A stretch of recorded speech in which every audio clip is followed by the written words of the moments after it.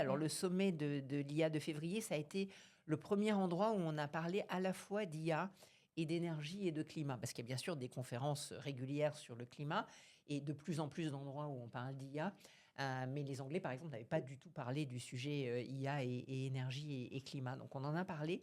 Et on a beaucoup travaillé, par exemple, avec l'Agence internationale de l'énergie, qui a publié un rapport après en avril, qui dit que les centres de données, qui est un peu la Mmh. manière la plus large de regarder l'impact de l'IA, parce qu'on ne sait pas le faire de manière plus fine encore, consomment à peu près 1% de l'électricité mondiale aujourd'hui, et ça pourrait passer à 3% d'ici 2030. Alors avec des scénarios, bien sûr, avec plein d'hypothèses.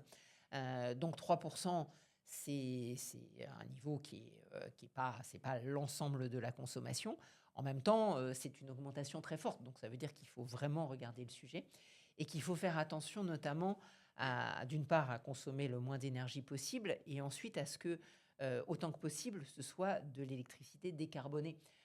Donc c'est Mmh. pour ça aussi que la France est très attractive pour les centres de données, parce que grâce à la fois au nucléaire et aux énergies renouvelables, et au fait qu'on ait une production d'électricité excédentaire, parce que bien sûr, si un pays n'a pas assez d'électricité pour ses hôpitaux, ce pays va dire je veux qu'il y en ait pour mes hôpitaux plutôt que pour les centres de données. Donc il faut qu'on ait un excès pour pouvoir mettre en place un excédent pour pouvoir mettre en place ces centres de données. Donc il faut autant que possible utiliser de l'énergie décarbonée. Et les Amazon, les Google, les Microsoft ont pris des engagements de réduction de leur bilan carbone. Donc, ils souhaitent déployer des centres de données dans des endroits où l'électricité est décarbonée. Et il faut aussi tout faire pour réduire la consommation. Après, d'un autre côté, c'est vrai aussi que l'IA permet d'optimiser la consommation en électricité, le déploiement des réseaux électriques, la consommation en eau, la consommation d'intrants pour l'agriculture.